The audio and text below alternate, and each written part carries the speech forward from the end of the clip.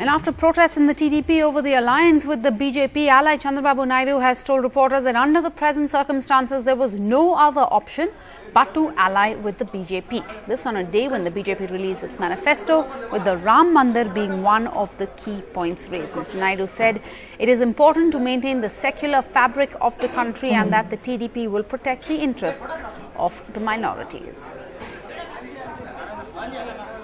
We have to carry forward in the interest of the nation, in the interest of the state, and also overall interest of Telugu community, and also party interest. I have taken this decision, this alliance. Now, ours is a secular party. We are very clear. This country has to maintain secular fabric. From the beginning, I am working in that direction. We will continue to work.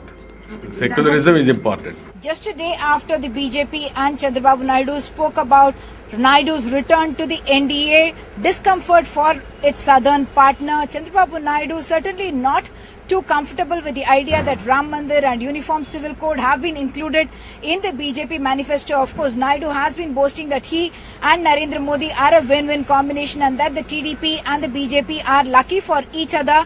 But quite obviously, Chandrababu Naidu is having to make his explanations as well, and that's the reason why he has said that the secular credentials of his party, the TDP, for the last 30 years are clear, and even earlier he has been a member of the NDA and has fought on issues. He is assuring the minorities that he will ensure that their interests are protected, but he has already paid a price in the form of a senior Politburo member, Zahid Ali Khan, who is also editor of the Siyasat Daily, resigning from the TDP following this alliance with the BJP. So Chandrababu Naidu very clearly saying that this is a political compulsion for his party and trying to assure the minorities, who are a substantial vote bank both in the Simandra region as well as in the Telangana region, that he will ensure that their interests in a sense are protected.